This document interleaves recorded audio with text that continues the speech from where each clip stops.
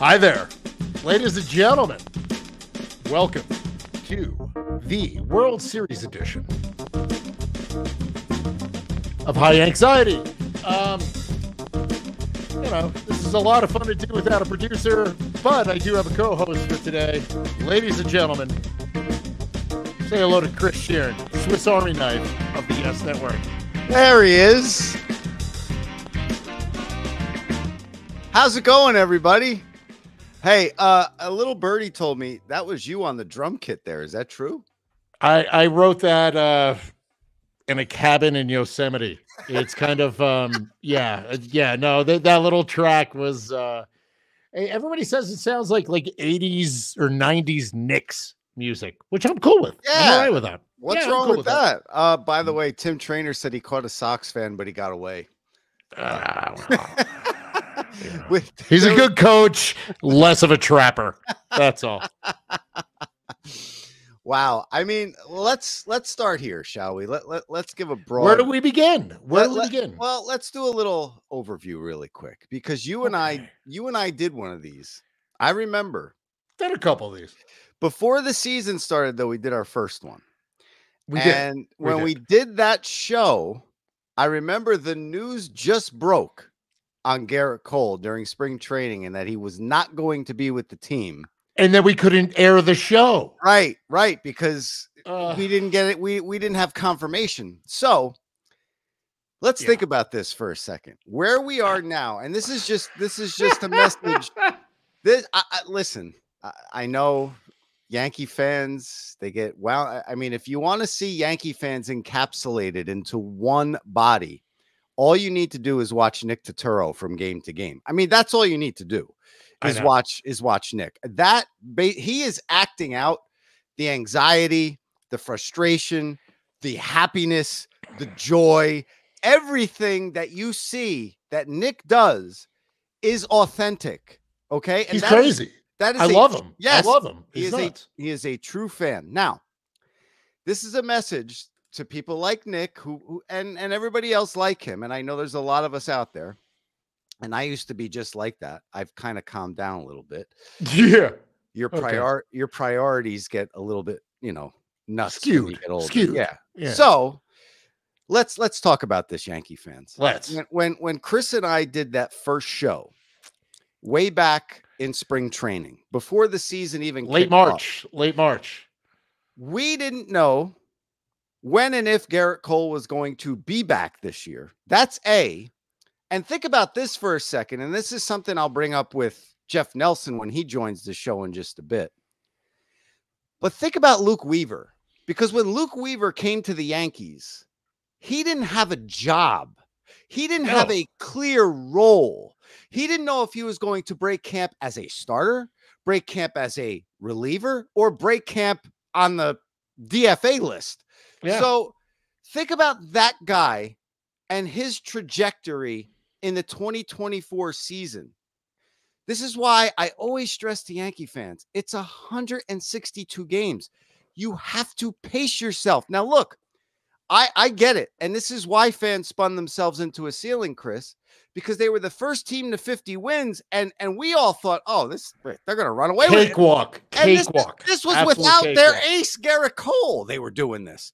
Rodon had that 7-0 stretch. Luis Heel went crazy. Luis Heel was being talked about as starting for the AL in the All-Star game. Hell yeah. And the offense was ridiculous. And then they went to Kansas City and they won the first 3 games.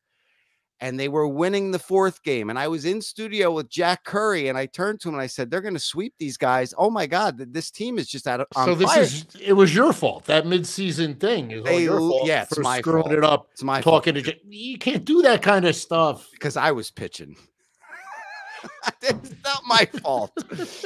So they lose that 4th game to the Royals. And at the time, we did that post game and we were still like, yeah, they still won the series. They took 3 of 4. Yes, they got walked off in the 9th. Yeah.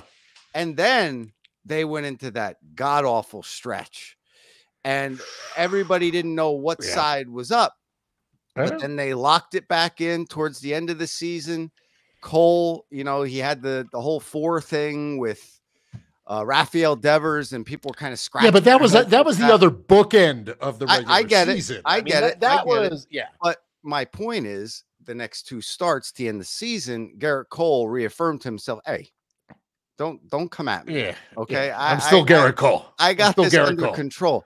So my thing is, look, I know they haven't been here since 2009. I'm well aware of that. I was at that entire World Series, both in New York and Philadelphia with the Yes Network.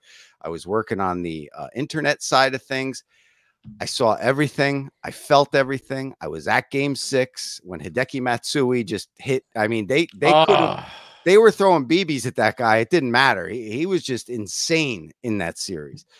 And Andrew Eugene Pettit as well. I mean, he won every game clincher throughout those playoffs. So I loved seeing him on the field the other night, by the way. Oh, it was great. It was great. Randomly, I love when I hear guys like Cole and Rodon both say, you know, I turned to Pettit and I wanted to see how invaluable is it to have a guy like that walking around the clubhouse, especially in the postseason, Chris? Yeah, no, it's unbelievable. And I'm so glad he's back in whatever capacity it is. I'm not exactly sure what capacity it is, but I'm so happy he's there.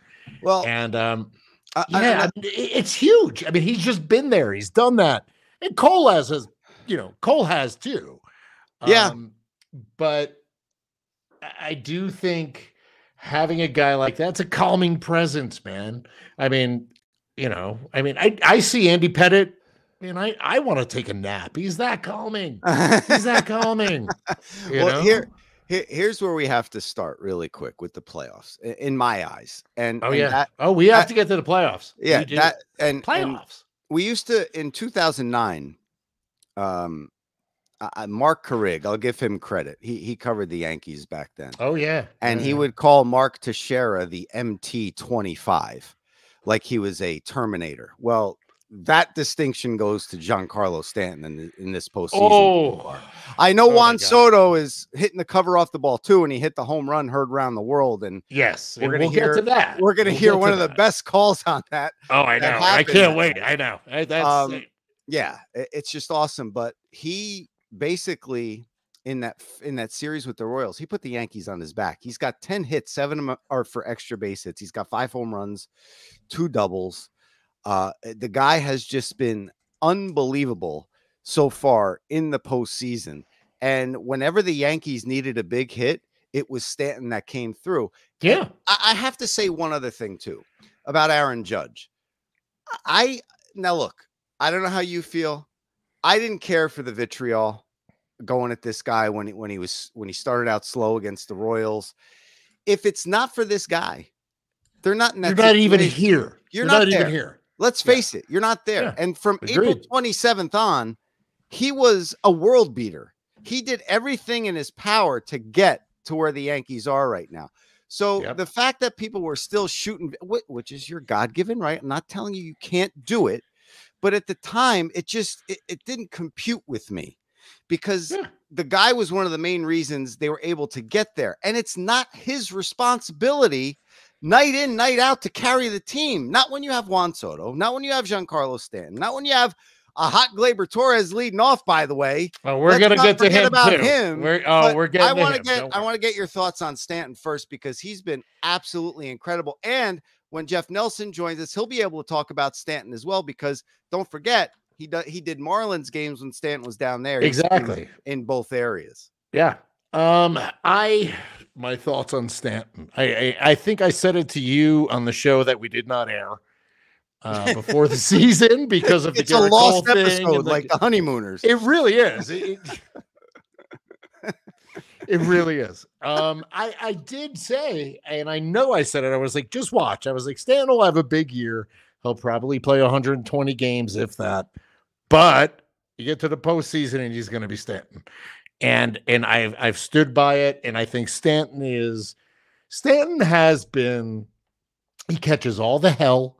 He catches everything from fans. Oh, this guy, what are you blowing your money for? This. Look, he can't help that. I was listening to Kevin Kernan on Rob Dibble's show on ESPN.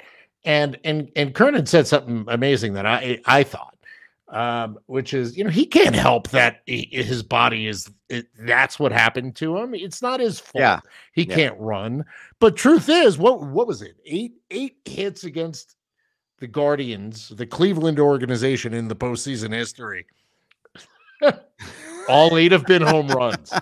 You don't have to run and pull a soft tissue thing. Well, that was his plan, Chris. He said, if I just hit home runs, I could just trot. And he hits. Look, I've always liked Stanton, and I love the fact he's always accountable. He just when he stinks, he knows he stinks, and he says it. And Milkshake Media just said the new Mr. October, and he really is. Yeah, he really is. Yeah. I really think Stanton is. And to be honest with you, look, I love Judge. I love all these guys. If the Yankees win a ring, I might be most happy for Stanton because he's 100%. He's just been that guy, man. Look, he's just been that guy. Here, I'll if we're playing checkers here, I'll king you with this. By all means. Being in the clubhouse and around him and seeing how he handles himself too with the media. When something goes wrong with him, he doesn't leave. He doesn't run away. He sits there and he answers every single question. Now, look, he's not going to give you War and Peace answers, but he's going to stand there and be accountable. And I know fans don't want to hear that. They want to see accountability on the field and they want to see production on the field. But there's something to that because we do remember there were some closers, plural, who had some issues with the Yankees and didn't stay to talk to the media. So I just want to give Stanton credit there too. He's showing up, does everything right. Right. He's given the Yankees everything you would expect, especially in the postseason, as he did call this guy over that way. Yeah, that guy. He did call it in that podcast that no one heard. It's the podcast that no one heard. That's what we can name it.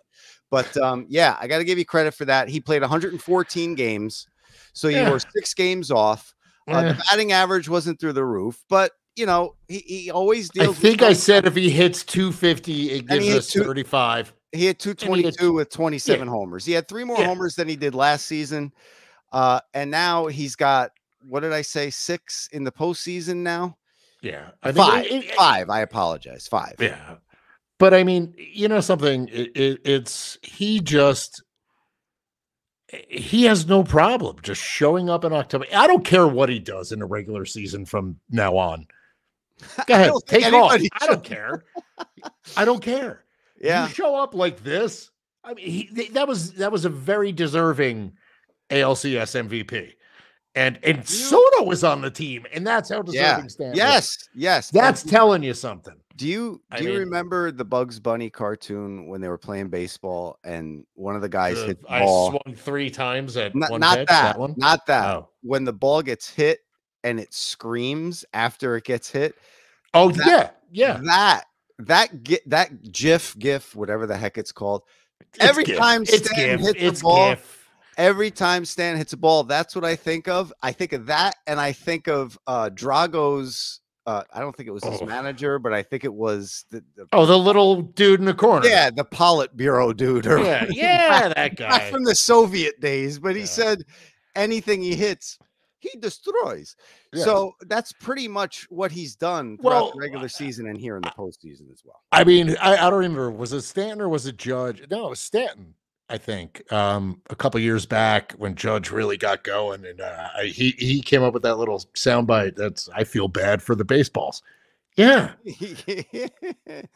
I mean those are some they are demolishing balls, and I think Judge will settle in. I mean, I know there's a lot of people saying, "Oh, he's only hitting 200. He's hitting under 200." Look, I don't care. I don't care. And guess what? If he hits 350 in the World Series, who's going to remember what he did against Kansas City and Cleveland? Who? No one. That's who. If you have it doesn't matter. Does anyone remember what Reggie Jackson did against the Royals, or do they remember what he did against the Dodgers? Exactly. Is he Mr. October because he helped beat the Royals? No, he's Mr. October because of the World Series. Yeah. So just pump your brakes on. But again, I mean, if you're referencing that team, I mean, it's how many other guys on that team stepped up, and then Reggie did it on the grand stage. So it's, I'm not thrilled that that Judge comes up and is like, oh boy, what are we going to get? But I almost think, you know what? Some pressure's off of him. You keep Stanton in that 4 slot right behind him. You know what? Maybe he will see something to hit. I'm sorry. And I don't mean this as as a knock on Jazz Chisholm or anything, but who would you rather have behind him? Jazz Chisholm or Giancarlo Stanton? Yeah. Come on. Exactly. Come on. And I think really quick, because I just saw Katie Cat Joe's message that said Pettit or Cone would be great pitching coaches, and I tend to agree. I agree. If they ever wanted to be, yes. But I also, having said that, I want to give Matt Blake a huge tip of the cap. Mike Harkey as well, because he's part of that. I love Mike Harkey. I love Hark too. Always personable when I'm out at the stadium, but what the job they have done. Think about the reclamation projects that they've taken on, the stats before they come to the Yankees and then the stats after the Yankees. So it's marked, the difference between these guys. And I just have to give Blake a lot of credit. I'm not just going to mention that Pettit and Cone would be great pitching coaches, because they would, without saying that Matt Blake has done a tremendous job with his staff. Yeah, I agree. And I think it may have, we've all seen with, I mean, like you said, to your point, the reclamation projects. Yeah. We've seen that, and we've seen the success that some of these guys had in the bullpen. Moises Ramirez, what's going on? He's in Texas. And speaking of the bullpen, our first guest is here. Oh, is he? He is. Ladies and gentlemen, Jeff Nelson joins the show. I didn't see enter studio at the bottom, so I was waiting for somebody to add me. So I'm like, all right. You didn't really do him any justice. You have to say 4-time World Series champion Jeff Nelson joins us. We called for that to you. We called for the righty, and if we did with his rings, our hand would be very heavy. Yes. He just popped up and I panicked. I don't know what to tell you. Jeff, how are you, man? Good to see you. Good to see you guys. Nelly, I have something, because we were talking about Luke Weaver a bit earlier, and I just wanted to run this by you, because this is a guy, and I know you've talked about it all season long as an analyst on Yes. And just before I ask you this question, let me just throw out there on the Gotham Sports app, you could watch our World Series preview. You could also check out our pre and post game shows throughout the entire World Series run against the Dodgers. It's all the usual suspects that'll be in studio and at the stadium as well. And Joe Girardi joins the fray for games 1 and 2. So make sure you tune into Yes. But Jeff, we were talking about Weaver earlier and how he didn't have a role in spring training. He didn't know what it was. It was either starter or reliever or DFA. And now he's pretty much the biggest piece out in that bullpen, mowing guys down. Can you just take us into his headspace and kind of describe what that journey might be like? I know, you probably never had to worry about making a team because of your talent, but that had to be tough on Weaver. Well, look at his whole career. It's been basically bouncing around from team to team as a starter, reliever, just trying to hang on. Like you mentioned in spring training, he didn't know what role, if he was even going to make the team. All of a sudden, he made a little adjustment to his windup, got rid of the leg kick. A lot of times it helps you eliminate a lot of moving parts, maybe get a little bit more consistent in the strike zone. He's always had a decent fastball, and now I think the velocity's gone up a little bit, maybe a couple miles an hour. He's added that change up, and the confidence level has just been through the roof. Even from the beginning of the year, you really didn't know when he made the team when he was going to pitch. Was he going to be a long guy? Was he going to be a swing guy? He could start? He could do everything. Holmes was the closer. He was still getting roughed up every now and then, and you needed to make that switch. And Luke Weaver, you hear the interviews, and I think after hearing him speak, you ask, what was that? What interview? Yeah. What did he's he an say? Interesting guy. No, Yeah, he's so an it's interesting almost guy. like he's got the mentality of a closer because the interviews are off the nuts. wall. Yeah. But he's been able to handle it, and like you mentioned, he's going to be a very important part, maybe the most important part in that bullpen, because he can give you 5-6 outs at a time, and it's just a matter of how many games will this go.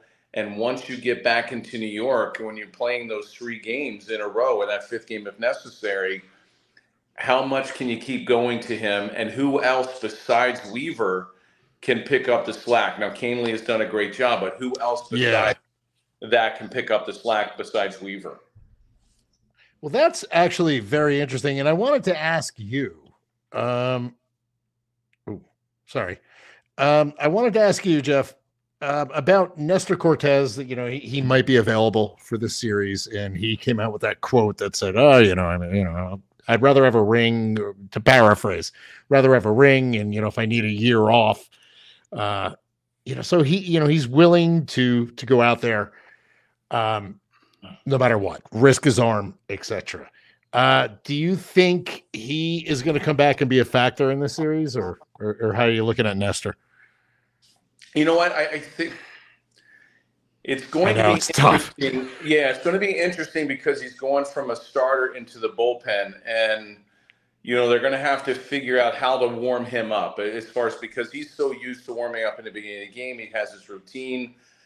He's going to be a guy that, you might have to call down and get him up early. He could be one of those guys, if you look at a Clark Schmidt or a Heel, that hasn't really give you a lot of innings. Maybe he could be that middle guy that can give you 2 or 3 shutout innings or quality innings out of that bullpen. Now, the Dodgers do have some left-handed hitting, so maybe he helps out that role with Tim Hill and also Meza. Yeah. So he can be another guy that gives you multiple innings and maybe try to eliminate some of the hey, we need 4 or 5 relievers to get through a game. He might be able to help in that. But he's not going to be someone that you can pitch every day. He's going to have to pitch, and then he might need 2 or 3 days off before he sees it again. And then you're always worried about the elbow. I mean, you already heard the interviews from him. Hey, it's worth the risk of me just getting a ring or whatever happens. So you really don't know when you throw him out in that first outing, will he come back again?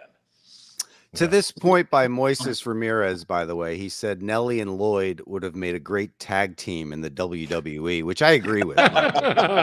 They usually gave the combined weight of the tag team. We'd give the combined height. Yeah. So it's nearly 14 feet of madness coming at you. And I know the Orioles know all about that. And there's a reason that I brought up that comment. Number one, it was pretty funny. Number two, I was talking to John Flaherty and we were doing the pre and post game show, Nelly, and we were talking about Weaver. And it's interesting that you said this. I want to go back to him really quick. Flash was like, there's gotta be a little crazy to be a closer. And he saw that in Weaver through those same interviews that we saw. Yeah, we've all seen that. Was that true with you guys as well? Like, I've talked to you a lot. I know there's a little bit of crazy with you, especially when you played on the field. But is that a prerequisite? I mean, do you need to go in with that mindset? Like, I can't worry about if I make one mistake. I got to keep laser focused. What's it like? Yeah, as a short middle guys and closer, through the first 5 innings, I mean, we paid attention, but it wasn't like we knew every single pitch, every hit. I mean, we knew what went on, but you had to be a little bit nutso down there because the game just drives you crazy. And you had to be free-spirited. You had to eat up some time in the bullpen. You're away from so many guys. There's very few bullpens that are down the line. A little bit more when I played. I think now that Oakland's gone, I think Tampa might be the only one now. They don't have a roof, so yeah, exactly. So they're going to go somewhere else.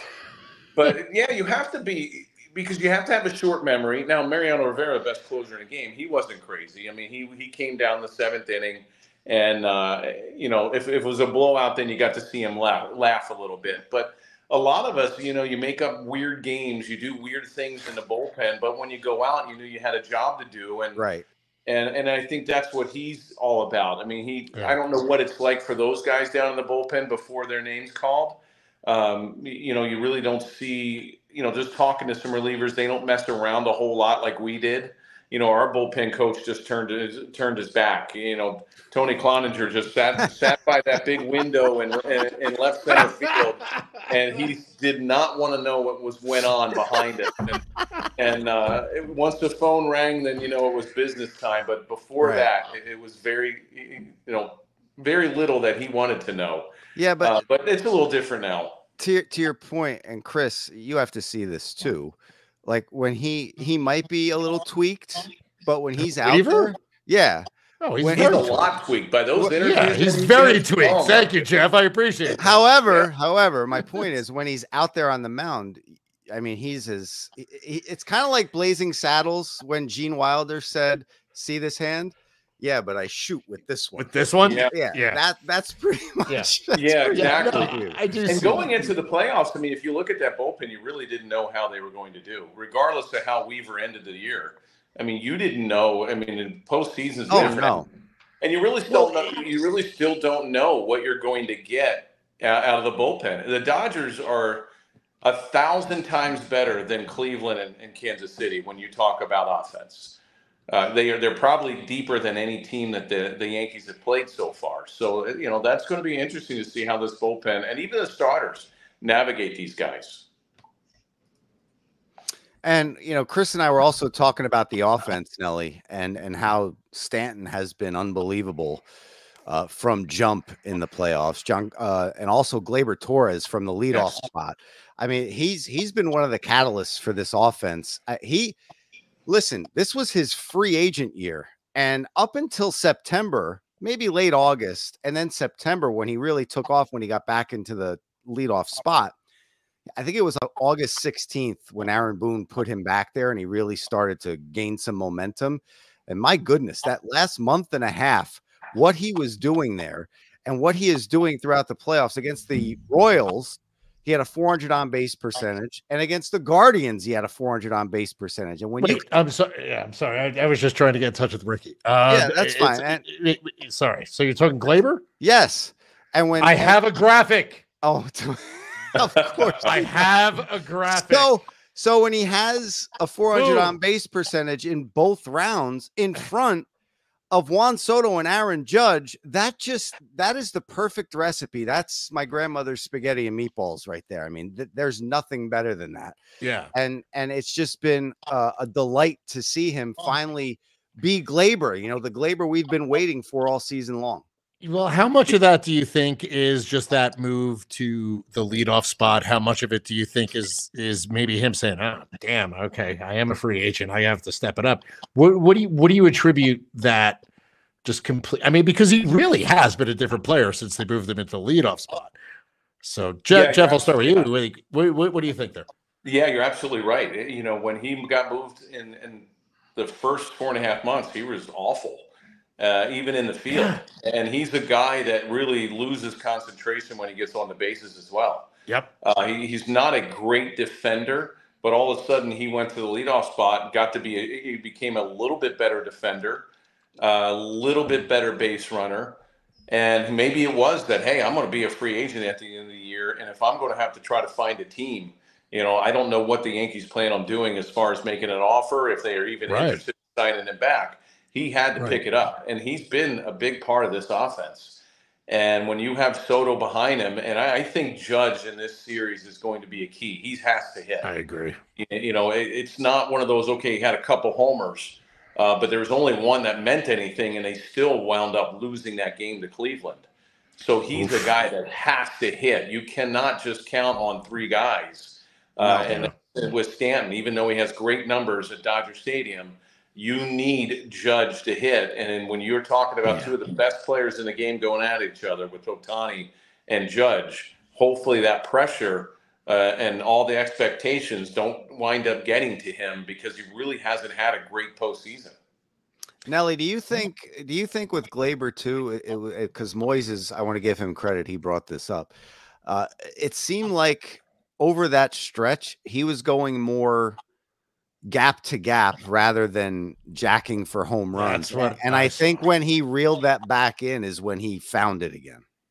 Yeah, and plus he's gotten aggressive. He's always been an aggressive hitter, but he's gotten right aggressive. Early in the count. That's a great point. Yeah, early in the count. And he's not getting beat as much anymore with the fastball up. He was a guy that you could expand the zone with breaking balls, but when you got ahead of him, it didn't matter how high you threw that fastball, he's swinging at it because he does have a big uppercut.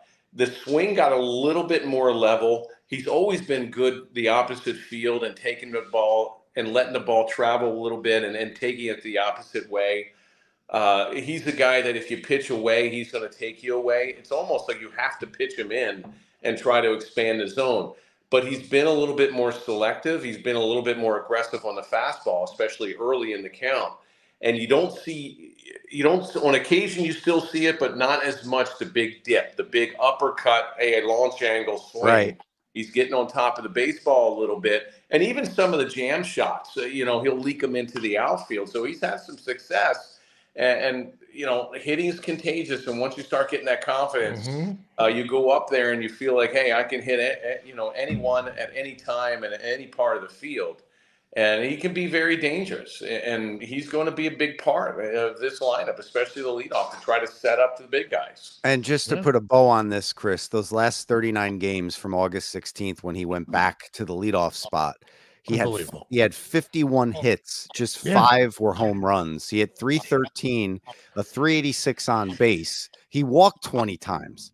That's the key. That's the key, because he was not doing that when he was being aggressive and he was chasing everything, and he was going like, put my ace swing on everything. We all know that Glaber's a better player when he goes gap to gap. Right. I mean, it's just that's just his wheelhouse. And now it's just he's calm. He knows there's a guy behind him this season. Volpe. Well, Volpe, I wanted to bring Volpe up as well in the postseason because he's been a different player as well. I made a joke to somebody the other day that when Volpe, when that little tiff happened at second base with Michael Franco and Volpe did that whole get out of here thing, it was like, wow, our little friend grew up before our eyes. But his at-bats are better. He just seems like a more mature player in his first postseason. So I wanted to get your guys' thoughts on that as well. I was on a show earlier and my hot take was Volpe's going to be the World Series MVP. I don't know. It's a hot take, so do it that way. He's always been a great shortstop, which is good. When he got that little tiff with Garcia for the Royals, it showed that he can stand up to anyone. Yes. He's always been a streaky hitter. He'll go through a spark. You look at the beginning of the year when he was hitting over 300. Next thing you know, they started dropping him down in the lineup. They were even, they even benched him on occasion to give him a couple days rest. And now he's getting into one of those streaks again. And you hope that these 5 days 4 days that they've had off is not going to be, one of those, we're going to get rusty again. But he's been a streaky guy. He's down in the bottom of the lineup where the expectation level is not there, but he can get on base, and he's another guy that can go opposite field. And, he's starting to not open up. When he struggles, he really flies open with the front hips. And he cannot cover anything outside. When he stays on the baseball a little bit longer and he thinks right field, he doesn't open up and fly open as much. Absolutely. Chris, what do you think about Volpe in this postseason? I agree with Nelly's assessment wholeheartly, and I agree with you too. He's growing up on the fly. But the thing that got to me with that whole, I was like, guys, this is not Hal McRae taking out Willie Randolph. I was going to say McRae and Randolph, but relax. There you go. Of course you got to it first. Relax. And kids, if you don't know what that is, look it up. Go to the Google machine and check it out, and you'll see what I'm saying. So what happened between Volpe and Garcia was pretty much ado about nothing. But I get it. Everybody's high strung now. We're on high anxiety here. So, it is what it is. But yeah, I think Volpe has been everything that we thought he'd be when the bright lights came on. And I saw today on Twitter, I think his mother posted pictures of him. I think he was 8 years old or 9 years old at the Yankee parade. In 2009. Yeah. So how I want to get both of your thoughts. I mean, Nelly, I know you grew up down in Maryland, but I grew up in New Jersey. Like that, for me, I wanted to be Willie Randolph. So if I was at a Yankee parade when I was 8, and now I'm in a World Series with the Yankees as their starting shortstop, that's got to be a truly out-of-body experience. And for him, this is what's most impressive for me. I know he's a professional. I know he has a job to do. But to hold that in and not let that get out and be that held back that he's able to perform the way he's performing, that speaks a lot about a young kid who's living out his fantasy, his dream, whatever you want to call it. Yeah, when you grow up as a Yankee fan and all of a sudden the next thing you know, you're playing for them and then you get into the World Series with them, it's got to be a wow feeling. He's going to get off that plane and go to the workout day tomorrow, and he's going to look out at Dodger Stadium and all the World Series logos painted on the sidelines in the grass on both sides, the big scoreboard blinking. And you're going to think back to those days when you were little and how you were a fan of the Yankees and where you were in 09. And all of a sudden, 15 years later, you're looking up and it's like, wow, I can't believe that I'm here. And even if you didn't grow up a Yankee fan, you get into your first World Series, you're like, you got to be kidding me. Yeah. I remember in '96, our first World Series. I mean, you're looking up and the media level is just through the roof. Yep. You really have no space to yourself because just the field's so crowded. And the only space that you have to be able to take it in is either you come early before the media gets there, or you're in the locker room and the media is not allowed to come in until afterwards. That's when you start feeling it. And really the first time you're so overwhelmed by everything that's going on. Luckily we got back a couple years later, and then you can kind of, hey, we've been there, done that. Now it's a little bit easier on us. But all these guys that have never played in a World Series before are going to look up and like, you got to be kidding me. And then all of a sudden you're playing the Dodgers. I mean, that's even more special. I got one more, Chris, before I hand it to you. I have to ask Nelly because I was so inspired by the mock turtle in the 90s during the dynasty that I went out and I wore it out. It was ripped. I think I threw it out. I was looking for it in my closet today. I couldn't find it. But what do you think about the guys bringing that back for a little 90s nostalgia? I think that's pretty cool. Yeah, it is cool. I mean, I looked at it, and these guys have so much stuff now that they can the apparel that these guys get, the amount of spikes that these guys get, the colorful. I mean, holy crap! I mean, that's all we got was a turtleneck, and you better wear the same one over and over again. So I didn't even think anything of it until all of a sudden I read about it and I saw the pictures. Like, whoa, that's the old school turtlenecks, and I'm surprised they even still have them. But it's that's cool. the funny They're going to have to use them. They're not going to need them in LA, but I think when they come back, at least Monday night will be a little chilly, and then it's going to start warming up back in the 70s again. So, maybe just a one-time deal for it, but it is pretty cool to see. Yeah, I thought so too. Oh man, it's funny that you brought up the mock turtlenecks because who was it? Oh gosh, I almost said Rick Honeycutt. It's not Rick Honeycutt. It's that other guy, Honeywell on the Dodgers. Oh, sorry, I don't know. I'm old. We all are. But he actually had the full turtle thing going on, which I think is a little much. So I'm very happy they found that box. Oddly, in Yankee Stadium, and it's not. And they're made of cotton, so you can't wash them too much. Mine had the Seinfeld episode. Mine had the '96 World Series insignia on it too. I had that on one side, I had the Yankee logo on the other side. It was great. Yeah, it's perfect. It's perfect. I wanted to ask again, Jeff, since you're here, I want to ask you this.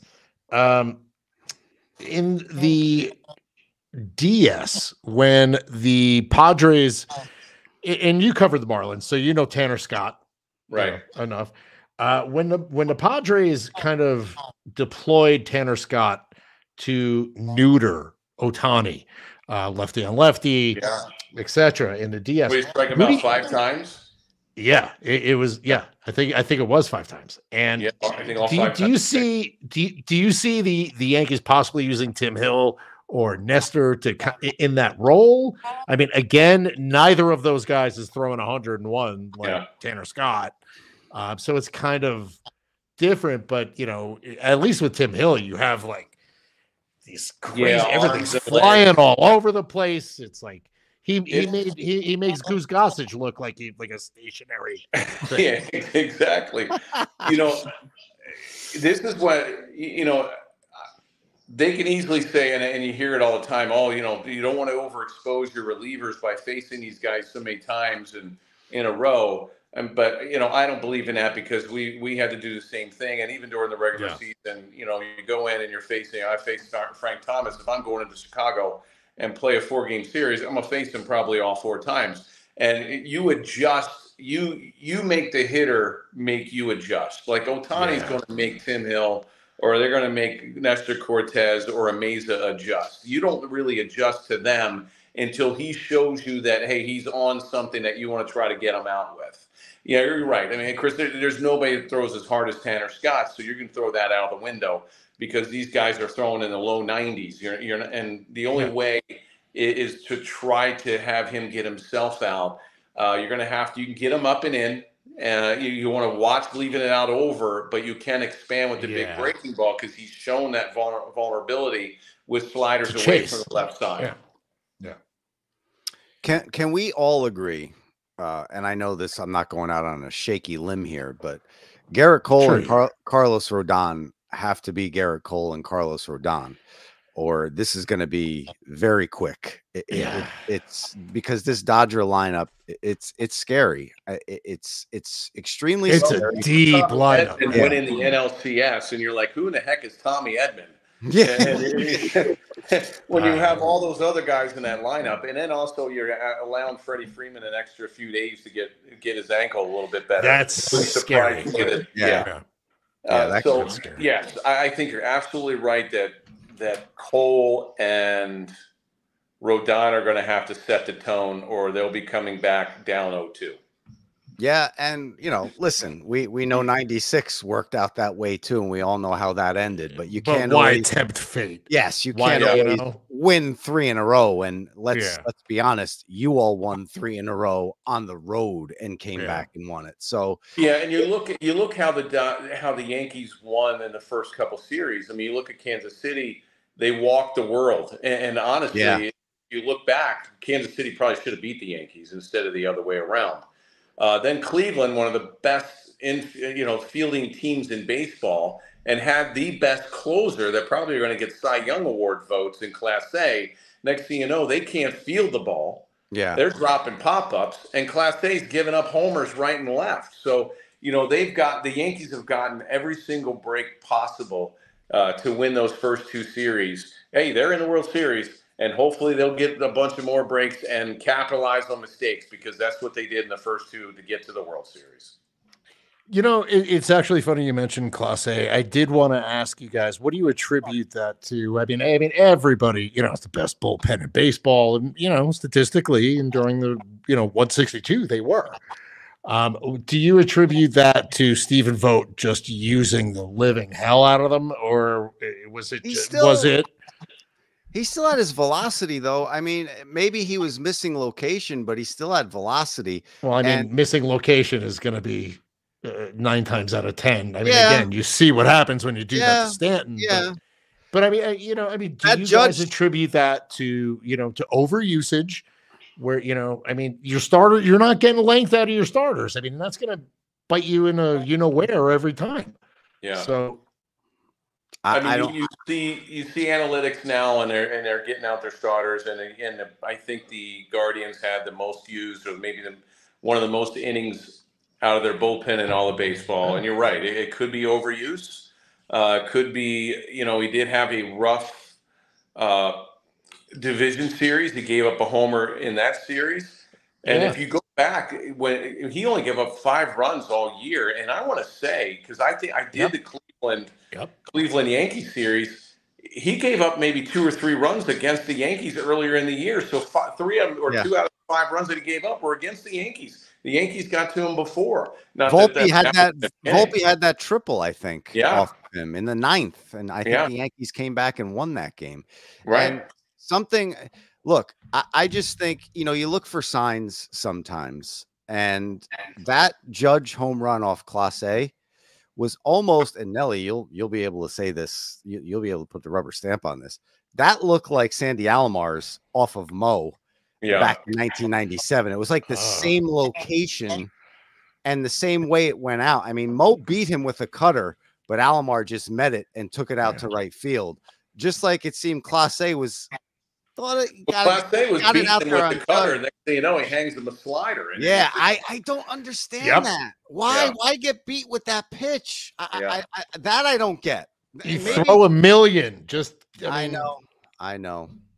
I mean, and then he crowds Stanton and has success against him, and the next thing you know, he tries to go with something away and misses, and next thing you know, that's all. And he missed mightily in that at bat too. I mean, if you look where the catcher set up, I mean, he missed by 1.5 feet. Yeah, you know, and, well, that's the other. You just can't do that to Stanton, especially October Stanton. No, and I saw comparisons to Mariano on Twitter with this guy, and that was Austin Hedges. I mean, come on, I was a catcher too. We get hit in the head a lot. I sent out what the hell we're talking about. I sent out a tweet that got the most views, likes, and retweets I've ever sent out in my life, and it was basically you can't. It's not fair to Class A.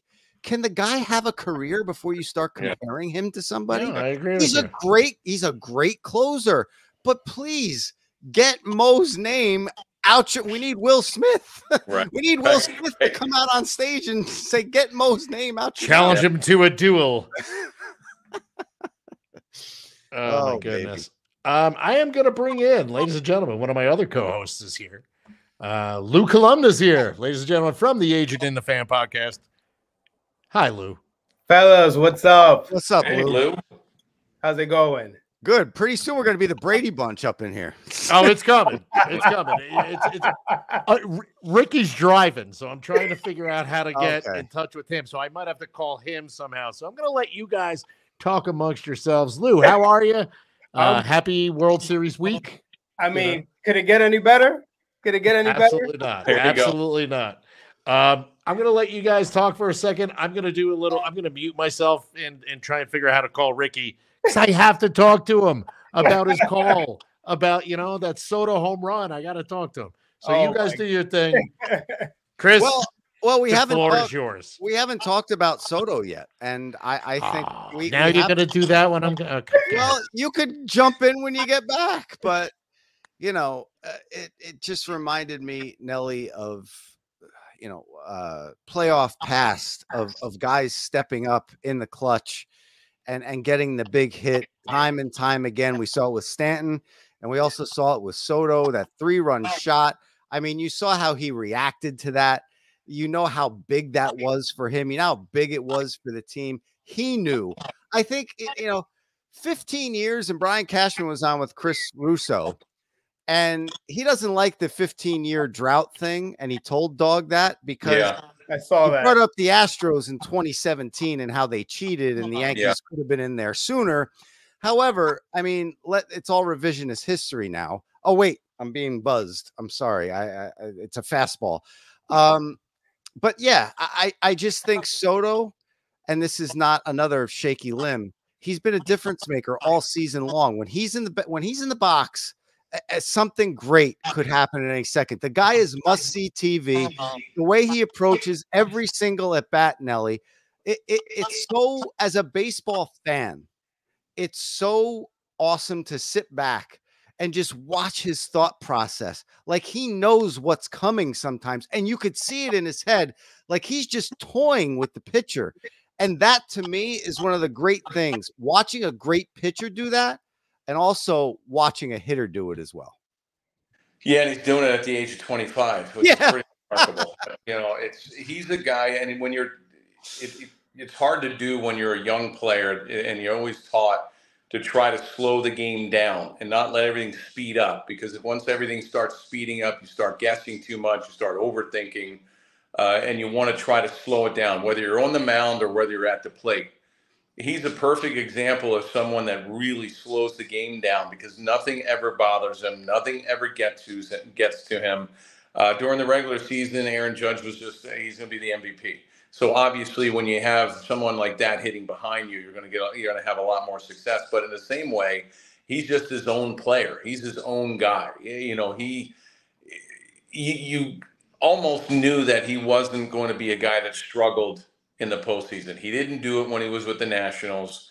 He had success then, and you knew it wasn't going to happen now. You knew he was going to be that guy in the lineup that nothing was going to get to him. The atmosphere, whether it's the ALCS or the World Series, it's not going to bother him.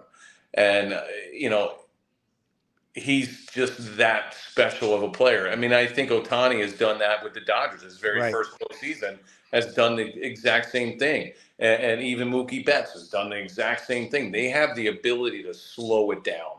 And if you look at Aaron Judge, he hasn't had that yet, you know, as far as slowing things down at the plate in the postseason. He does a great job during the regular season, but in the postseason, he's not able to do that. Everything kind of speeds up a little bit, and he gets a little bit more anxious. But if you look at Soto, especially the one that bat against, what was that, Gavis or whatever his name was from Cleveland. Yeah.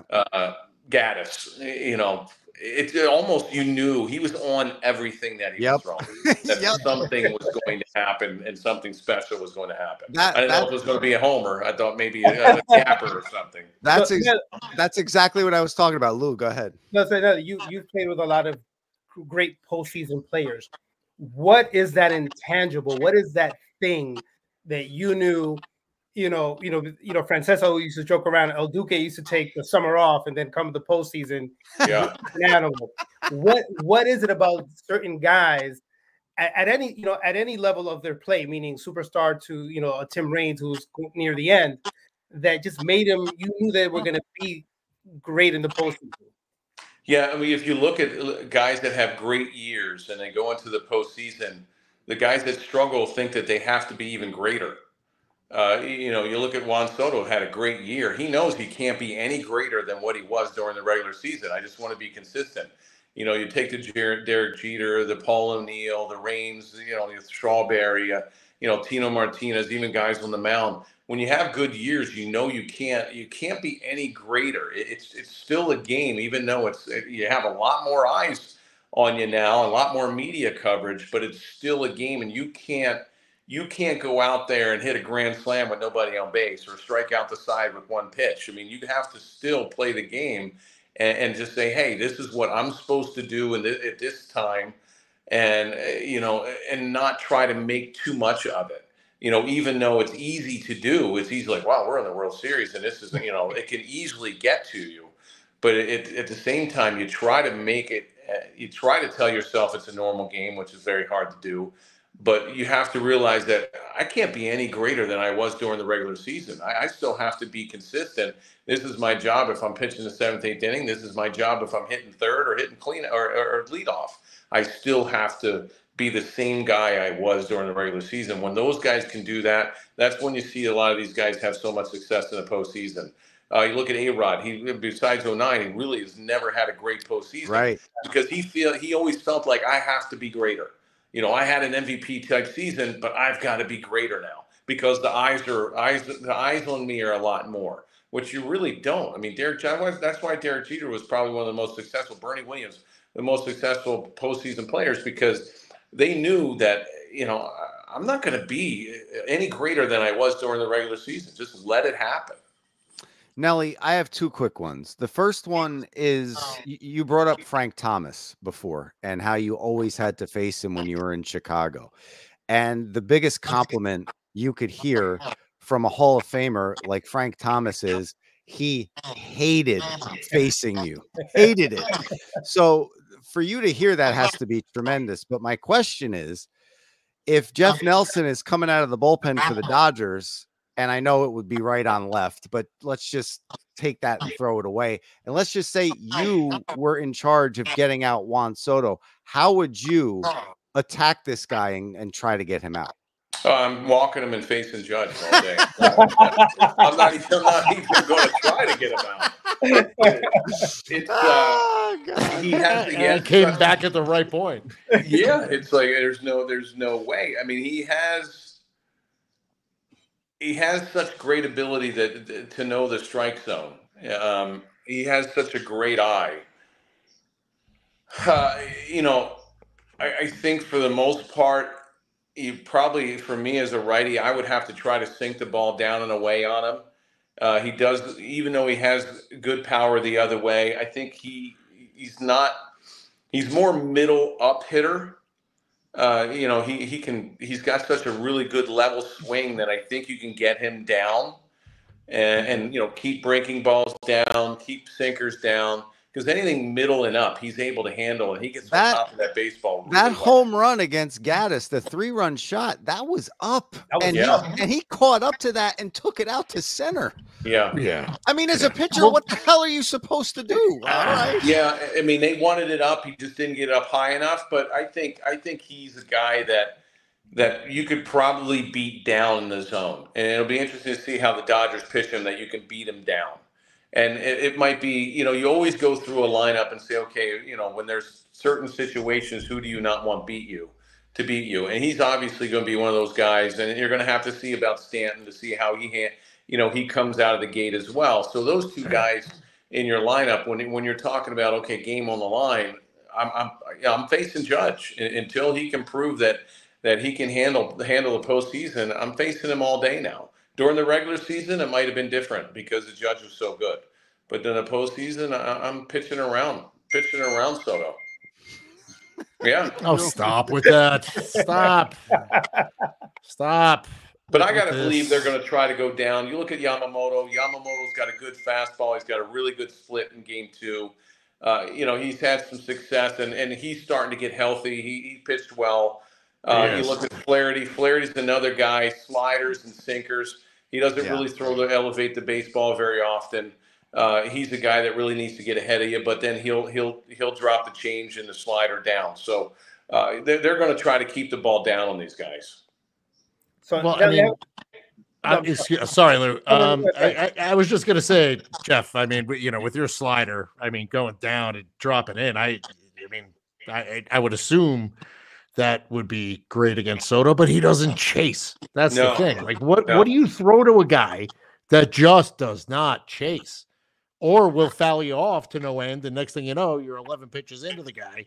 Yeah, and what did he have against Gaddis? 7, 8 pitches, 9 pitches before he hit that? Yeah, and Gaddis got abused in the postseason. By the way, he did. Vogt abused the hell out of him because he pitched well, but he pitched a lot. Nothing against Gaddis, but they used him to no end. And it frustrates you as a pitcher when you're throwing multiple pitches to a one hitter. And you're making good pitches, and you're thinking, hey, that should be an out, or that should be a swing and a miss. And he's getting a piece of it and being able to foul you off. Wade Boggs was that type of hitter that, you could get 0-2, but you still never felt comfortable because you would throw some nasty pitches that you think you would get him out on, and he's just fouling you off until you make a mistake. Because usually when you're throwing 9, 10 pitches, the advantage goes to the hitter because he's already seen everything. And a lot of times you wind up getting frustrated and making a mistake as a pitcher. Lou, I know you want to say something. I can tell. No. I know that face, brother. Go ahead. No. It's all good. This is a question for Nelly as well.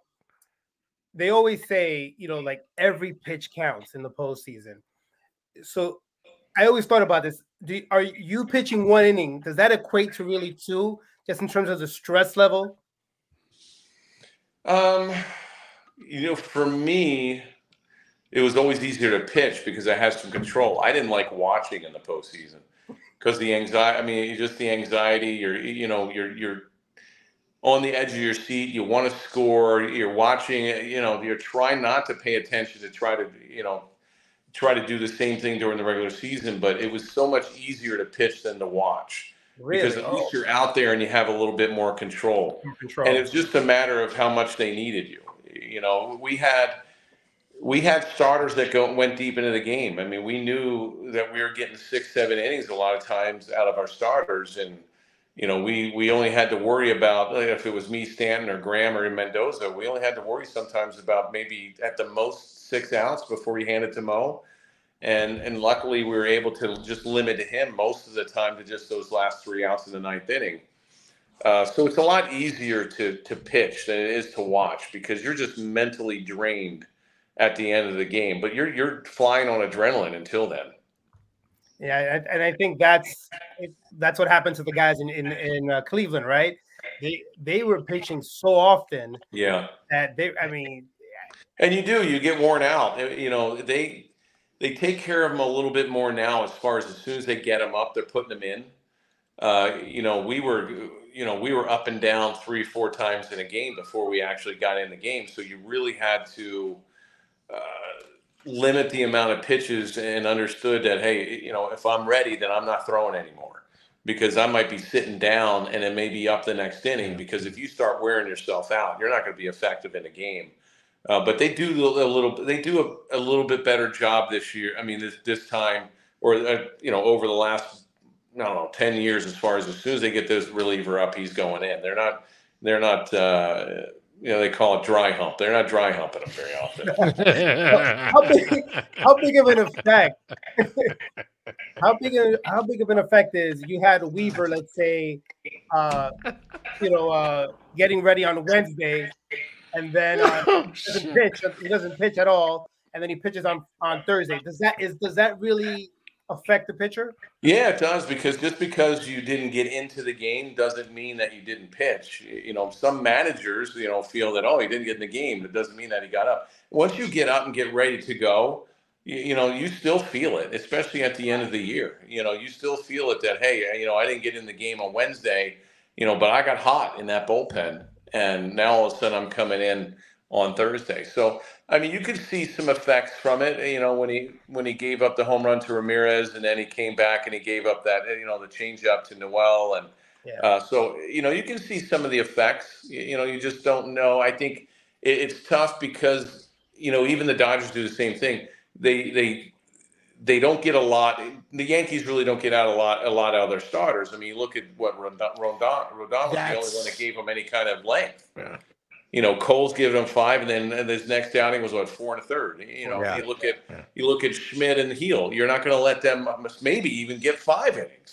So once the third time comes around, you're getting them out of the game. So your bullpen is just going to get crushed. And the same with the Dodgers. The Dodgers do the same thing. I mean, they're going to go with a bullpen day, probably in Game 4. They've had success doing it in the World Series. Well, I mean, it clinched the pennant on a bullpen day. And they've been very successful.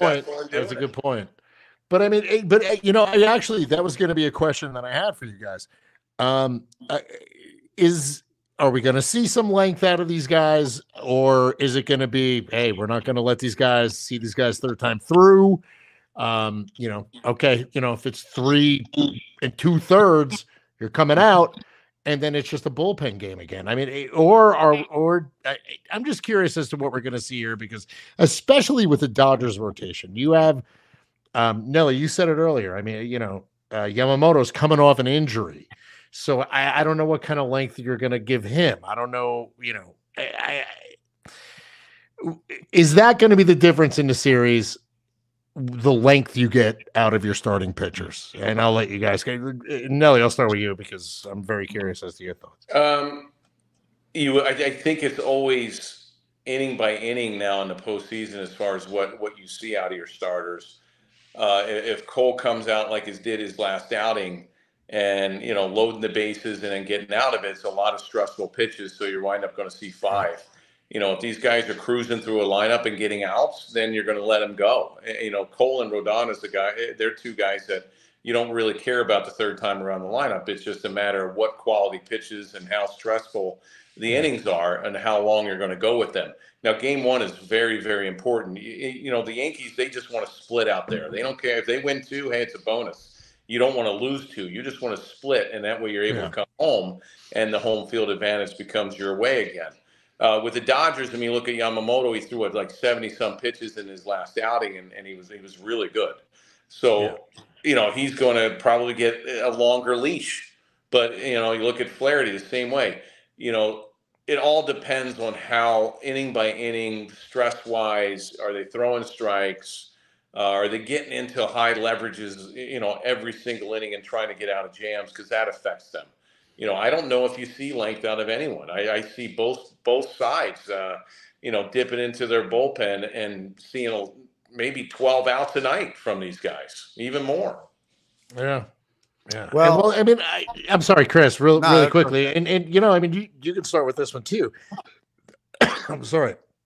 I just wanted to piggyback on the last question with what do you expect to see out of the Yankees roster construction here?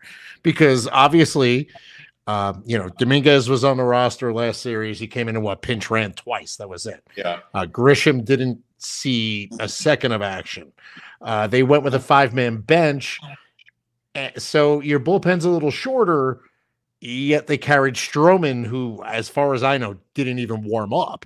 Yeah. So what do you guys expect to see the Yankees do? Maybe do they shorten the bench a little? Maybe bring an extra reliever, maybe Stroman and Nestor, for guys that can do, I don't want to call it mop up because I'm going to jinx it, but, that can give a little length or what do you guys see the Yankees doing, with the roster? Chris, go ahead. I think they're going to shorten the bench and add some pitchers. I do too. I really do, because you need it. You need it, especially if, like Nelly said, they're not going to give you length. It doesn't matter if they're a viable arm, they're going to be out there in the bullpen. And it goes to what Susan Waldman said during the Guardian series. She brought up the great Jim Cott, and Jim Cott used to say, you could rest in November. It's all hands on deck, and it's not just the game 7, it's every game game that the Yankees and Dodgers are going to play. You're going to feel it. Yankee fans have waited for this for 15 years, and now they're going to be on the edge of their seats, walking on eggshells, with any other phrase you want to throw out there. It's the best of times, it's the worst of times. It's a Dickens novel. But there is no place else that a fan would rather be than to watch the World Series with their team in it. I think they shorten the bench because I think, Nelly, the pitching is going to be paramount in this series, as you just brought up. Yeah, and then you're going to have to look at, the Dodgers starting rotation. There's not a lefty in that rotation. So you're going to go with Rizzo at first base pretty much every day. And that's a bonus for the Yankees with no lefty starter. And that way Birdie can either slide in defensively, or he can even come in and be that pinch runner. So I agree. You're going to have to carry 13 pitchers, and you're going to have to figure out that either Dominguez or Grisham, one of those guys, are probably going to be off the roster. Yeah. Because if somebody gets hurt in the outfield, Grisham is a really good defender. Right. He probably is the guy that stays on the roster, and maybe Dominguez is the guy that goes off. Yeah, no, I agree. I think also, in my opinion, the Yankees are more equipped to pitch those longer innings, right? Because we have 4 legitimate starters. Now, they may not go 5 innings. Yeah. Maybe they go 4, but they are starters. Yeah. Yes. And you do know that, the Dodgers pitchers are not going to go 4 or 5. They're going to go maybe 3. So I think that will give the Yankees an advantage. And let's face it, man, there's going to be one of these or 2 games where from one of these 2 teams, it's going to be a blowout at one of these games. And, you're not going to pitch your best guy. Because I think we're going to see a lot of offense in this series. Yeah, I would agree with you. Yeah. I do want to ask, Lou,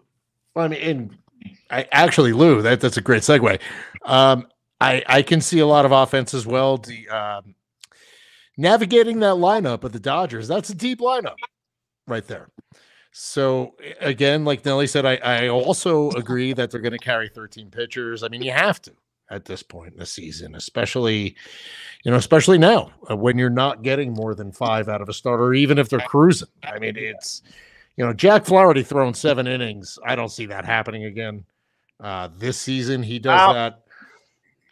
I mean, I'm not jinxing it, but I mean, you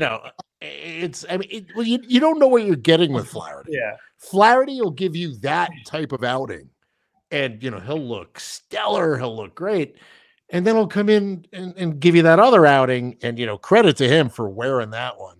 So Roberts didn't have to blow his bullpen. I mean, he did what he had to do. But Yeah. so it's, the way that the Dodgers have their rotation set up, I don't know if that's going to save their bullpen too much. And I'm sure they're going to be carrying 13. So I do think this is going to come down to pitching. I also, to counter that with the Dodgers having such a great lineup, the Yankees, the bottom of that Yankees order actually played well. They showed up. They did what they needed to do in that last series. If they can continue to do that, I like it. But Chris, I wanted to ask you, that bottom of the order, we saw what Verdugo did. Apparently he sprayed Vaseline on a couple balls because he, had a couple, he was on the business end of a couple of those errors. But, how do you see the Yankees lineup stacking up against them?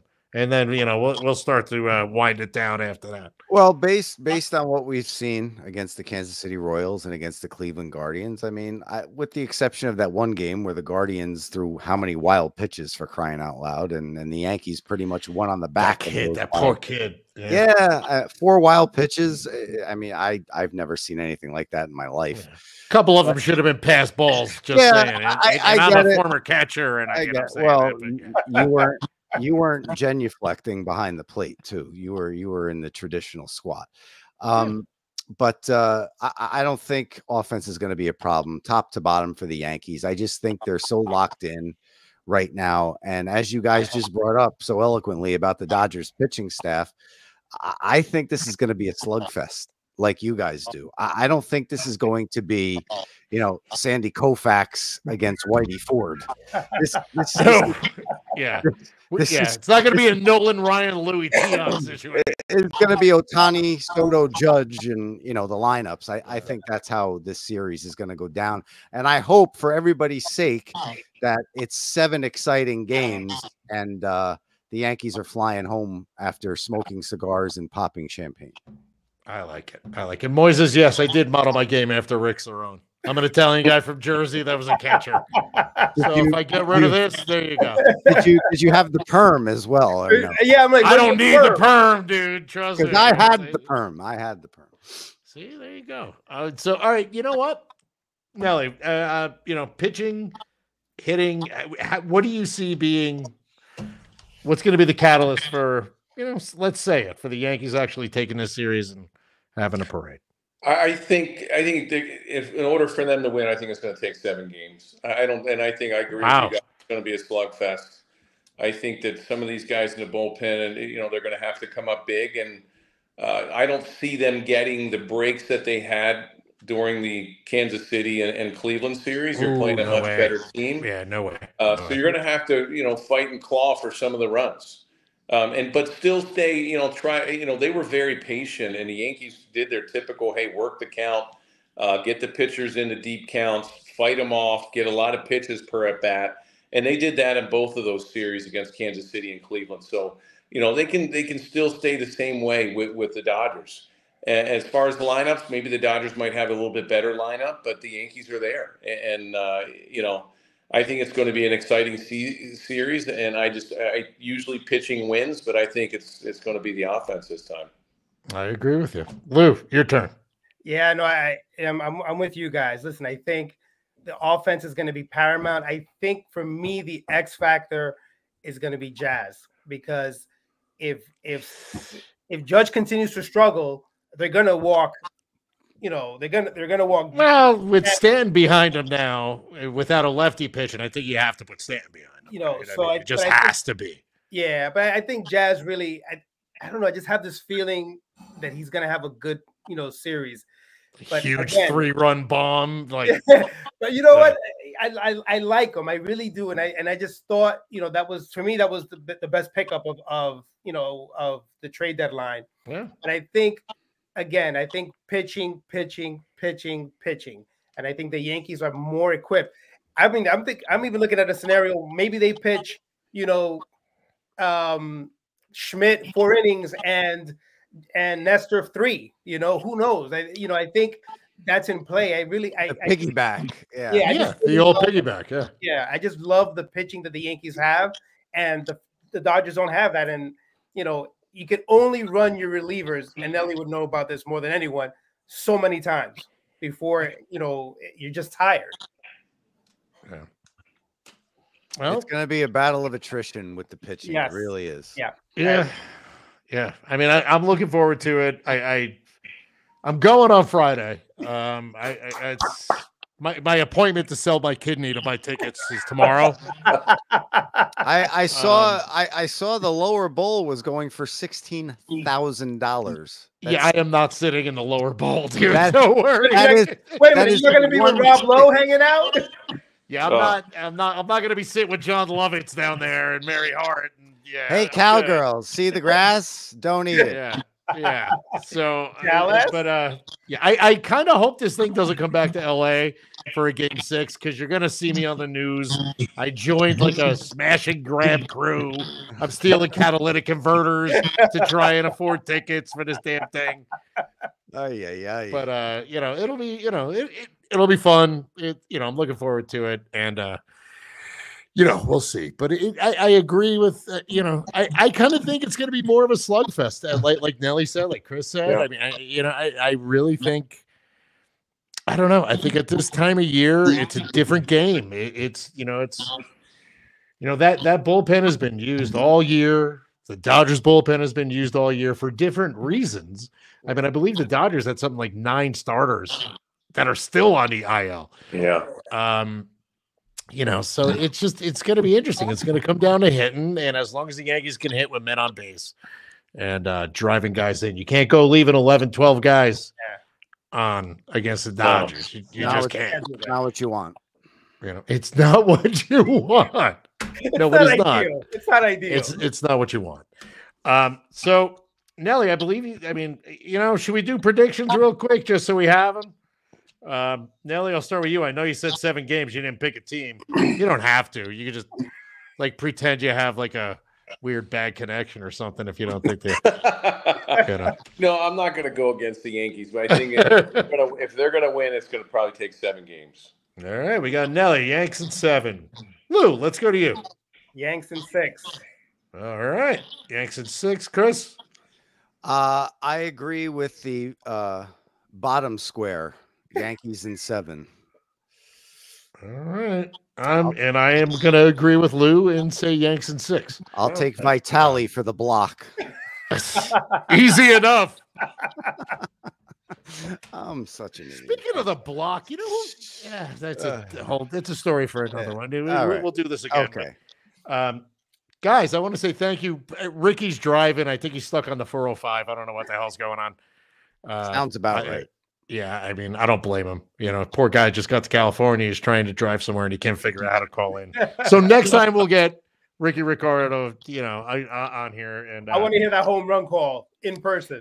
Yeah, exactly. So you know what? Maybe on the off day we'll do another one of these guys. We'll have a little fun. But guys, I want to say thank you all so much for coming in, Chris, Jeff, Lou. Yeah, my pleasure. It's looking forward to it. And Jeff, enjoy the the off season here. You get to relax. Yes, I get to watch the games now. Yeah. Yes. and play some golf, right? Yeah. Well, it's getting a little chilly up in New York, so I don't play when it gets under 60. So forget it. Good to know. You need the mock turtleneck, man. Exactly. Oh, what a callback by Vitali. Hey, that's why I get paid the $0 for doing this kind of shit, All right, guys. Good seeing you. Listen, gentlemen, thank you so much for Jeff Nelson, Lou Columna, Chris Shearn. I'm Chris Vitali. This has been High Yanxiety. Let's go, Yankees. We'll catch you next week at some point. Because why not? Adios, muchachos. See you guys. See you later. Not bad. Thanks for jumping on. You got it, man. Always a pleasure, brother. Oh, shit. Wait a minute. That didn't end. I don't know. If we're still going, I'm sorry.